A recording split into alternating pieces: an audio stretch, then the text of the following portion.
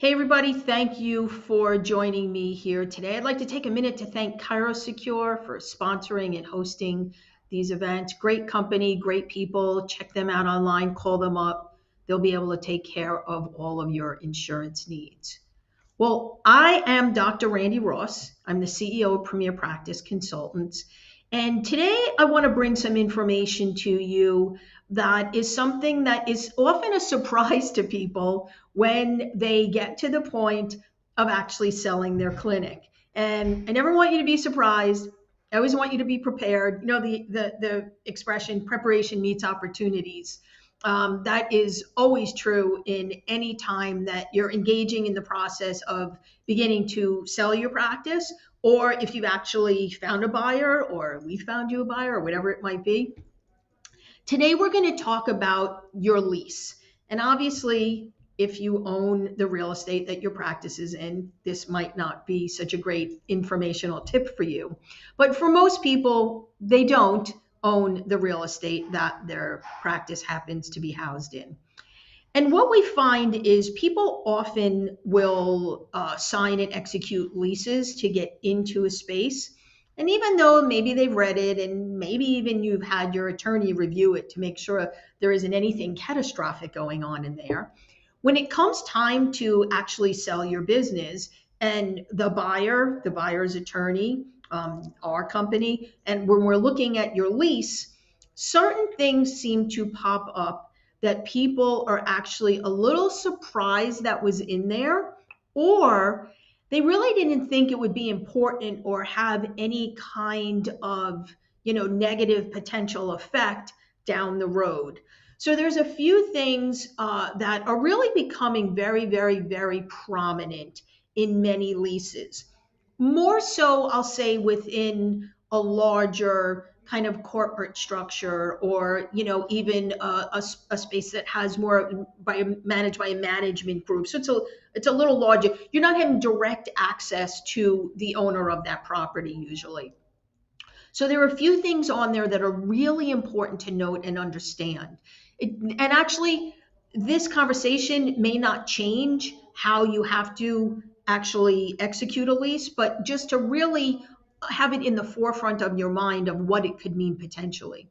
So there are a few things we're going to talk about here. One is what they refer to as a personal guarantee. So that means the landlord or owner of that particular property is saying, you can't guarantee this based on whatever your corporate structure is that is actually, on the lease, ABC Chiropractic Corporation.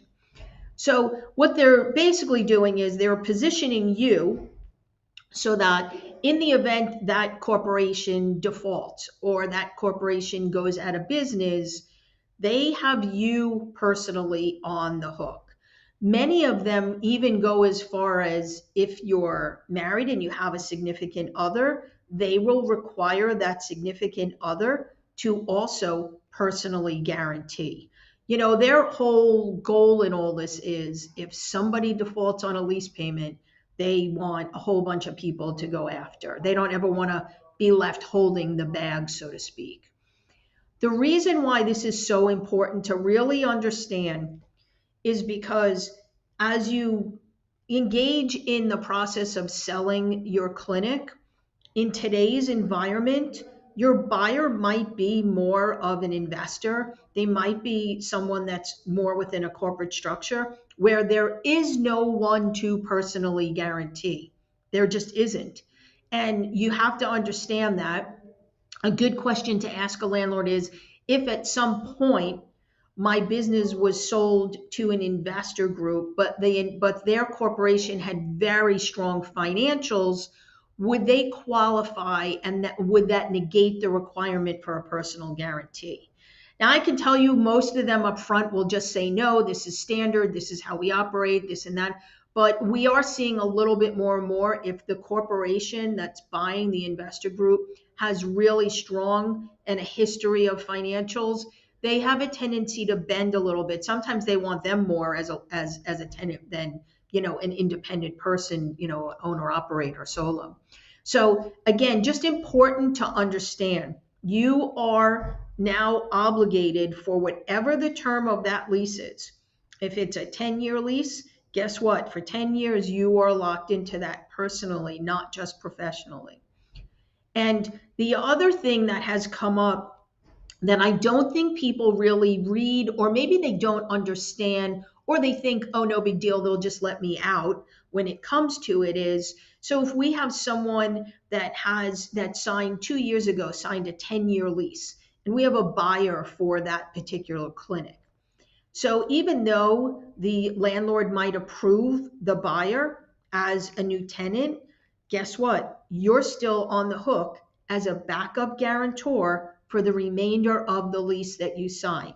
So what that essentially means is if 3 years from now, the person you sold your, or the company you sold your practice to defaults on their lease, they can come after you for the remainder of that lease. It's so critical that you understand that. It may or may not actually make you sign a little bit shorter leases if you're thinking sometime in the next 3 to 5 years you're going to look to possibly sell your clinic. You might just want to have options in there so that if you do stay, one, you're not kicked out.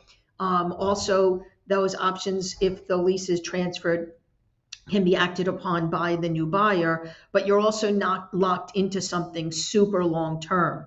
We like to think that it would never happen, that for some reason a potential buyer or a buyer at that point would default on a lease at some point in the process.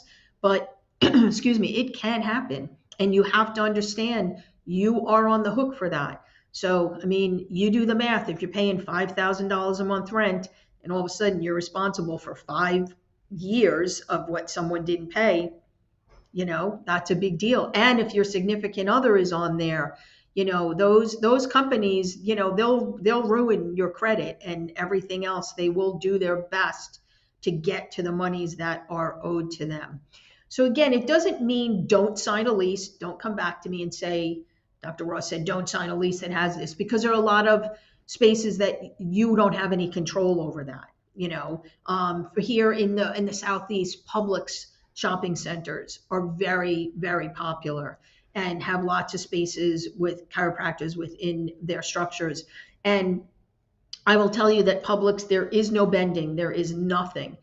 Again, I'm not telling you don't rent in those spaces. What I'm saying is just be informed, know what you're signing, know what the potential consequences could be in the event that you turned around to sell your clinic, just so you're not surprised when the time comes and you think, well, they'll just give the new tenant, the person buying the clinic, a new lease, and then I'm out of it. Doesn't even matter if they give them a new lease, you're still a backup guarantor.